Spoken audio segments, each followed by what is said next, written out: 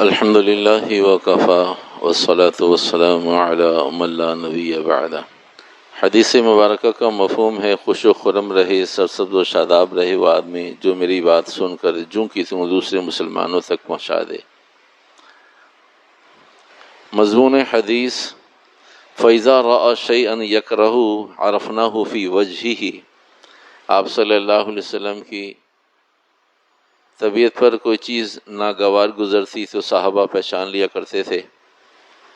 مضمون چل رہا ہے آپ صلی اللہ علیہ وسلم کی ناپسندیدہ چیزوں کے بارے میں، اور اس لیے یہ مضمون چل رہا ہے کہ ہم اس کا اہتمام کریں بحیثیت مسلمان ہونے کے، امتی رسول علیہ الصلاۃ والسلام ہونے کے،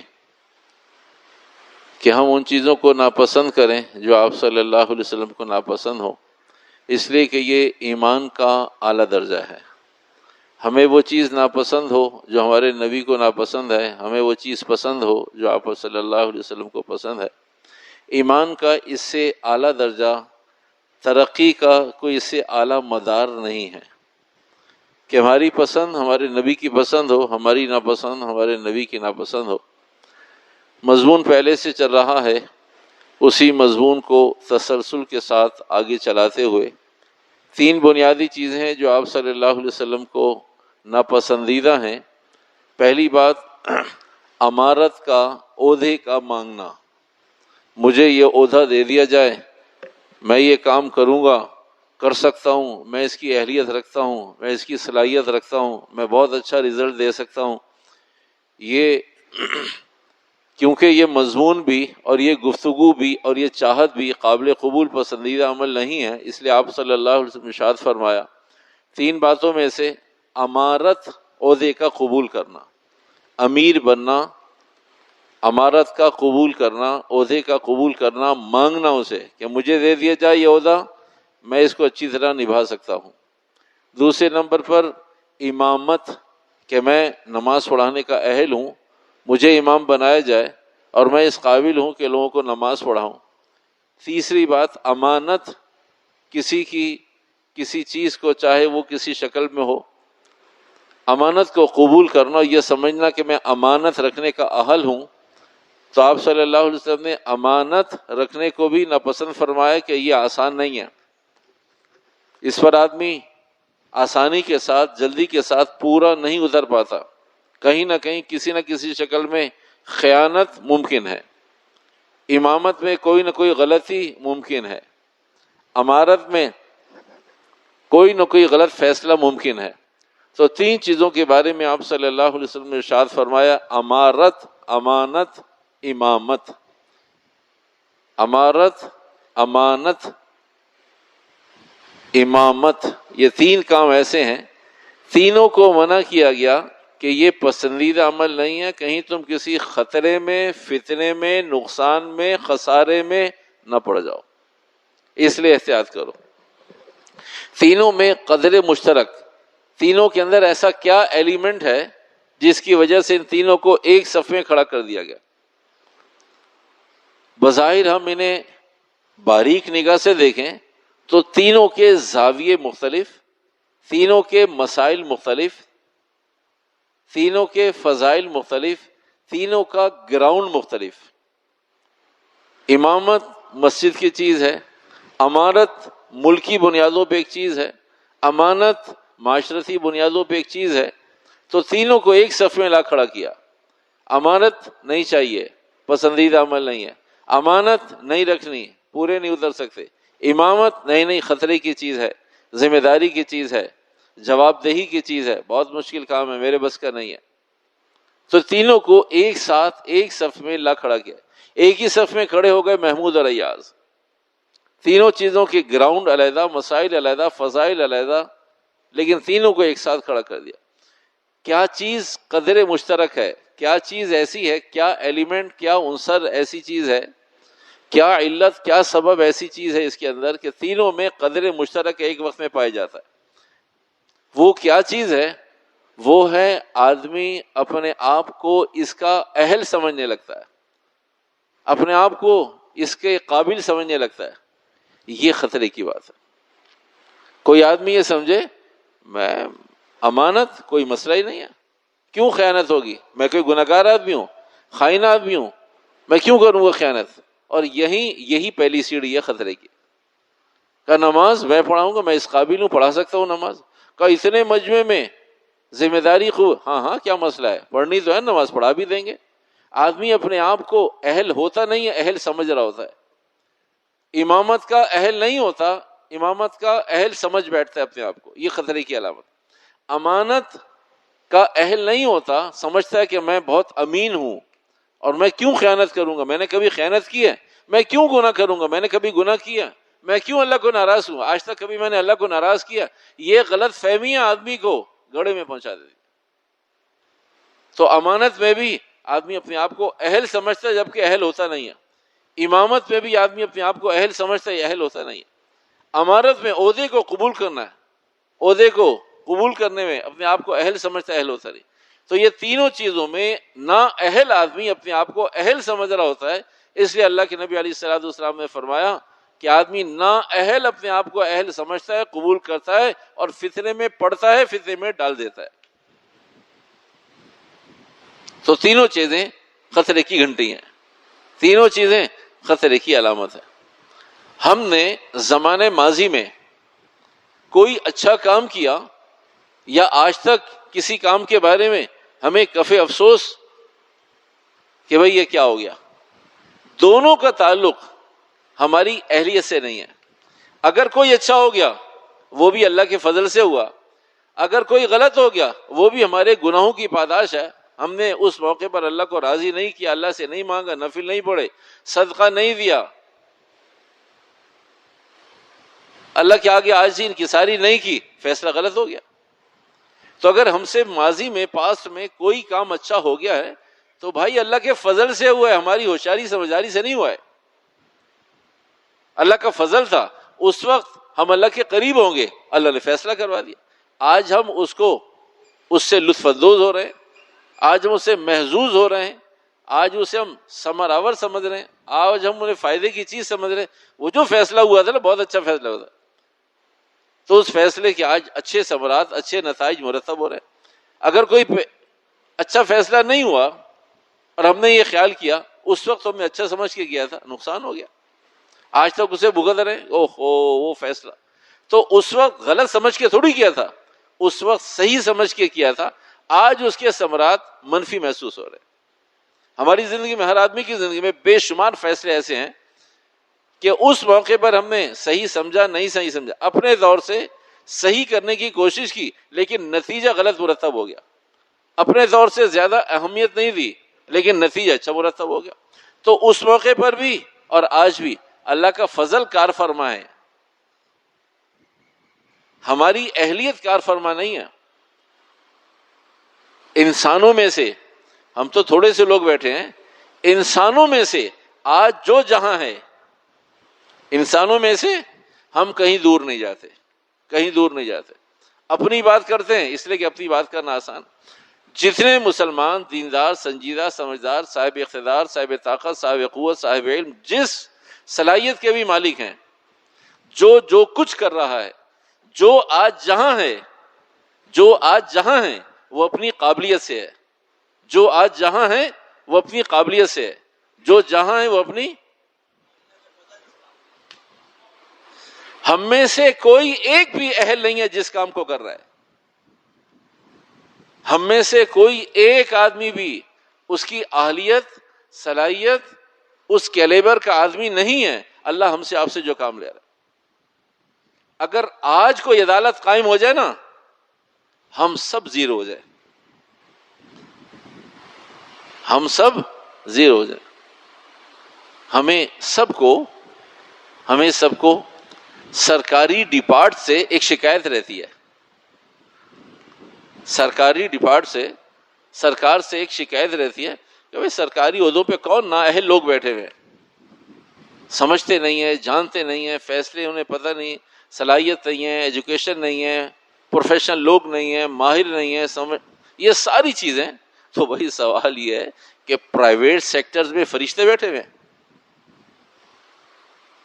پرائیویٹ سیکٹر میں سب آسمان سے اترے ہیں. پرائیویٹ والوں نے بھی کمپرومائز کیا ہے، سرکار نے بھی کمپرومائز کیا، کچھ نے زیادہ کمپرومائز کر لیا، کچھ نے کم کمپرومائز کیا۔ پرائیویٹ سیکٹر کا بھی حال ایسا ہی ہے، اس لیے کہ ہم سب نااہل لوگ ہیں، ہم میں سے کسی کے اندر کوئی ایسی صلاحیت نہیں ہے جو اللہ ہمیں 3 ٹائم کھانے کو دے رہا ہے، ہم اس قابل لوگ ہیں نہیں۔ جو اللہ نے ہمیں اور آپ کو راہ و رسم دے دیا ہے، سوجھ بوجھ دے دی ہے، 4 باتوں کا علم دے دیا ہے، ہم معاشرے میں سر اٹھا کر چلنے کے قابل ہیں، تو کیا اپنے اعمال سے اس قابل ہیں؟ لا حول ولا قوت الا باللہ، یہ اللہ کے فضل سے سر اٹھانے کے قابل ہے۔ جس دن اللہ چاہے گا ساری چیزوں کے ساتھ سر یوں کر دے گا، جس کو چاہتا ہے وہ تعز من تشاء و تذل من تشاء بیدک الخیر، اچھائی، بھلائی، ہوشیاری، سنجیدگی، سمجھداری سب میرے پاس ہے، جب چاہتا ہے دے دیتا ہوں، جب چاہتا ہے لے لیتا ہوں۔ تو دیکھو ہماری صلاحیت اور اہلیت تھوڑی ہے، یہ تو اللہ کا فضل ہے جو ہم اور آپ جی رہے ہیں، چل رہے ہیں، کھا رہے ہیں، پی رہے ہیں، زندگی گزار رہے ہیں، تو اللہ کے فضل سے۔ تو اللہ نے فرمایا آدمی کے اندر اہلیت نہیں ہوتی۔ اب آئیے مضمون کی طرف۔ امارت، عبد الرحمن بن سمرہ رضی اللہ تعالی عنہ، حضور علیہ الصلوۃ والسلام نے فرمایا اگر مانگی تم نے امارت اور عہدہ مانگا، اللہ کی تائید نہیں ہوگی، پھر سارے فیصلے غلط کرو گے، تم سے سارے فیصلے غلط ہوں گے، اس لیے کہ اللہ کی مدد تمہارے ساتھ نہیں ہے۔ تو جب کوئی عہدہ مانگتا ہے، حدیث مبارکہ میں آتا ہے 7 لوگ اللہ کے عرش کے سائے میں ہوں گے، ان میں سے ایک وہ فیصلہ ساز آدمی بھی، صدر، وزیر اعظم، قابل اقتدار، قابل اختیار، فیصلہ ساز آدمی اور عادل بادشاہ، یہ ساری ڈیفینیشن ایک ہی کی ہے، جس کے پاس اختیار ہے کہ اگر وہ عادل ہے تو اللہ کے سائے میں ہوگا، اگر وہ عادل ہے تو اللہ کے سائے، اگر منصف ہے، صحیح فیصلہ ساز ہے تو اللہ کے سائے میں ہوگا۔ 7 آدمی اللہ کے عرش کے سائے میں ہوں گے، ان میں سے ایک آدمی جو صحیح فیصلے کرتا ہوگا۔ صحیح فیصلہ وہ کرے گا جسے لوگ باندھیں گے کہ تم ہمارے آج سے بڑے ہو، ہم تمہیں لیڈر تسلیم کرتے ہیں، ہم تمہیں بڑا مانتے ہیں، تم امانت دار ہو، تم منصف ہو، تم بھلے آدمی ہو، تم صوم و صلات کے پابند ہو، تمہاری آنکھوں میں حیا ہے، تم نے تکلیف کا زمانہ دیکھا ہے، تم اس قابل ہو کہ ہم تمہارے پیچھے چلیں اور تم ہمارے آگے چلو۔ ایسا آدمی جو بھاگ رہا ہو عہدوں سے اور اس کو عہدے میں باندھا جائے، اللہ فرماتا ہے اس کے ساتھ میری مدد ہے، اور یہ قیامت کے دن اس عرش کے سائے کے نیچے ہوگا۔ تو بھئی 80 سال میں تو اللہ کا احسان ہے، ایسا کوئی آدمی نظر نہیں آیا۔ تاریخ بتا دیا، ہماری عمر تو اتنی نہیں ہے، تاریخ بتا دی 80 سال میں کوئی ایسا آدمی نہیں آیا جو بھاگ رہا ہو اور عہدہ اس کے پیچھے پیچھے چل رہا۔ 80 سال میں ایسے تو ہزاروں لاکھوں لوگ ہیں جو عہدوں کے پیچھے بھاگ رہے تھے، کسی نے عزت، کسی نے وقار، کسی نے مال، کسی نے کچھ دیا، پھر عہدہ حاصل کر لیا۔ لیکن ایسا کوئی آدمی آپ کو تاریخ میں پاکستان کی سرزمین میں نہیں ملے گا، اور نہیں ملا آج تک، کہ وہ عہدے سے جان چھڑا رہا ہو اور عہدہ اس کے پیچھے دوڑ رہا ہو۔ مانگ رہا ہے ادھر، جب مانگے گا تو اس لیے فرمایا امارت، عہدہ مت مانگو، اس لیے کہ مانگنے پر غلط فیصلے ہونے لگیں گے۔ پہلے اپنا جواب دینا تھا، پھر پوری قوم کا جواب دینا ہوگا۔ بیت المال میں کوئی چیز آتی، حضرت عمر رضی اللہ تعالی عنہ کے زمانے میں بیت المال میں خوشبو مشک آئی، تو اہلیہ نے کہا کہ یہ بہت ساری مشک ہے، تقسیم کرنی ہے اسے، تو آپ اسے گھر لے آئیے، تو ہم اسے گھر میں تقسیم کریں گے، جہاں جہاں آپ نے بھیجنی ہے، جتنے حصے اس کے بنانے ہیں، پہلے بڑے حصے میں سے چھوٹے حصے، پھر چھوٹے میں سے اور چھوٹے، پھر اور چھوٹے، تو یہ خالص مشک ہے، تو جہاں جہاں بھیجنی ہوگی ہم بھیج دیں گے۔ تو اہلیہ نے کہا کہ ہم اسے گھر میں تقسیم کر لیتے ہیں۔ فرمایا نہیں، گھر میں تقسیم نہیں ہوگی۔ تو اہلیہ نے بہت حیرت سے کہا بیوی نے کہ گھر میں اگر تقسیم نہیں ہوگی تو کہاں تقسیم ہوگی؟ اگر ہم اسے صحیح تقسیم نہیں کریں گے، آپ عمر، میں عمر کی بیوی، خلافت ہمارے پاس، سوجھ بوجھ ہمارے پاس، اگر ہم فیصلہ نہیں کر سکیں تو کون فیصلہ کر سکے گا؟ ہمارے علاوہ کون ایسا ہے جو صحیح فیصلہ کرے گا؟ کہ اس خوشبو کا کام کیا ہے؟ اس خوشبو کا کام کیا ہے؟ خوشبو کا کام سونگنا ہے، خوشبو کو چاٹنا تھوڑی ہے، خوشبو کو سر پہ تھوڑی لگانا ہے، خوشبو کو پھینکنا تھوڑی، آگ تھوڑی لگانی ہے، خوشبو کو سونگنا ہے۔ کہا جب آپ تقسیم کریں گی تو آنکھ، ناک اور کان بند کر کے، کہا نہیں، کہا آنکھ اور کان تو بند کرنے کی ضرورت اس لیے نہیں ہے کہ اس کا تعلق خوشبو سے نہیں ہے. کہا پھر ناک بند کریں؟ کہا نہیں. کہا ناک تو کھلی رہے گی. تو کہا آپ کو اتنا حصہ باقی لوگوں سے زیادہ ملے گا. باقی لوگوں نے بھی تو یہی کرنا اور کیا کرنا ہے, سونگنا ہی تو ہے اسے. اور آپ جب تک تقسیم کریں گی اس وقت تک, اور پھر آپ کے گھر میں بھی اس فضا میں وہ فضا معطر ہو جائے گی, وہ سارا انوائرمنٹ معطر ہو جائے گا کہ یہاں مشک, جس کمرے میں جو کام ہو رہا ہوتا ہے ویسی خوشبو پھیل جاتی ہے. تو کہا اس کا ہم کیسے جواب دیں گے کہ ہم نے یہ خوشبو زیادہ سونگی ہے؟ کہا اس لیے میرے گھر میں نہیں ہوگی. کہا وہاں بیت المال میں, کہا وہ ملازم ہے, وہ میرا خون یا میرا خاندان یا میری بیوی یا میرے بچے نہیں ہیں, میں اپنوں کا جواب کیسے دوں گا؟ جو ملازمین کریں گے وہ تو کریں گے ہی, ملازمین کی ذمہ داری ہے وہی تقسیم کرو. بھائی ملازمین آگ کا بھی تو کام کرتے ہیں, وہ بھی تو تکلیف برداشت کرتے ہیں, تو خوشبو کی بھی راحت محسوس کریں گے. تو امارت فرمایا کس کس کو جواب دوں گا, پوری قوم کو کہاں سے جواب دوں گا کہ یہ زیادہ حصہ میں نے کیسے قبول کر لیا؟ تو امارت آ جائے, مجبوراً گلے میں باندھ دی جائے, ہار پہنا دیا جائے, تو آدمی بدلے ناخواستہ قبول کر لے اور مانگی نہیں. امارت کا کام ختم. امانت, کسی چیز کو امانت اپنے پاس رکھنا, اس کو اپنے آپ کو اہل سمجھنا. حضور علیہ السلام نے فرمایا جو کسی غریب مسکین آدمی کا مال, یتیم کا مال اپنے پاس رکھتا ہے, تو وہ اگر کہیں 19-20 ہو گیا تو اپنے پیٹ میں آگ جمع کر رہا ہے. تو صحابہ نے جو گھروں میں مساکین رہتے تھے, کسی کی امانت ان کے پاس تھی, انہوں نے سب کے کھانے پینے سب کچھ علیحدہ کر دیا. جب علیحدہ کیے تو پھر چیزیں ضائع ہونے لگی. کھانا بنایا, وہ یتیم آیا نہیں لینے کے لیے, اس کے لیے کوئی پینے کی مشروبات کوئی چیز تھی, دودھ تھا, شربت تھا, وہ آیا نہیں, خراب ہو گیا. اللہ کے نبی ہم نے جب سے علیحدہ کیا اس احتیاط کے ساتھ کہ بھائی ہم کسی کے مال میں ہم کہیں شریک نہ ہو جائیں اور جہنم کی آگ پیٹ میں نہ بھریں, تو ایسی صورت میں علیحدہ کر دیا. علیحدہ کرنے کے بعد نقصان ہونے لگا, وہ کبھی آیا کبھی نہیں آیا, کبھی کھایا کبھی نہیں کھایا, کبھی اسے پسند آیا کبھی پسند نہیں آیا. تو پھر آپ علیہ فرمایا اچھا تم اس کے مال کے ساتھ اپنے بھی کچھ پیسے شامل کر لو, تاکہ تم اپنا کھا رہے ہو, وہ اپنا کھا رہا ہو, اور ضائع ہونے سے بچ جائے. پھر صحابہ نے اس کا اہتمام کرنا شروع کیا کہ اپنے پیسوں کو بھی یتیم کے پیسوں کے ساتھ ملاتے تھے, تاکہ ایسا نہ ہو کہ یتیم کا مال کہیں ایک لقمہ بھی اندر چلا جائے. تو امانت اتنی حساس مسئلہ. امامت کے بارے میں ذمہ داری اور بوجھ, کہ اگر کوئی آدمی اپنے آپ کو اہل سمجھ بیٹھے کہ بھئی میں شاید امامت کا اہل ہوں, اگر کوئی کسی کو آگے کر دے, کوئی کسی کو مجبوراً زبردستی آگے کر دے اور نماز پڑھا دے آدمی, اور غلطی ہو جائے سیدھا صاف کر لے, یا لوگوں کو بتا دے بھائی غلطی ہو گئی ہے نماز لوٹا لیں, یا یہ کہ بعد میں پتہ چلے بھائی نماز تو ہوئی نہیں تو پھر بعد میں اطلاع کر دے, تاہم یہ ساری چیزیں قابل قبول ہیں. لیکن کوئی آدمی یہ سمجھے کہ میں اہل ہوں اور خود آگے بڑھ کے نماز پڑھائے, اب غلطی قابل قبول نہیں ہے, اب اسے بغاوت کہتے ہیں. اللہ کے نبی علیہ السلام فرمایا پیچھے رہو. اور ایک آدمی نے اپنے آپ کو اہل سمجھا کہ بھئی شاید میں اس کا اہل ہوں اور میں نماز پڑھا سکتا ہوں اور مجھے نماز پڑھانی چاہیے. یہ نماز براہ راست, آخری بات مضمون سے متعلق, آپ صلی اللہ علیہ وسلم نے بہت سارے ایسے اچھے کاموں کی اجازت دی کہ بھئی اچھا کام ہے کیا کرو,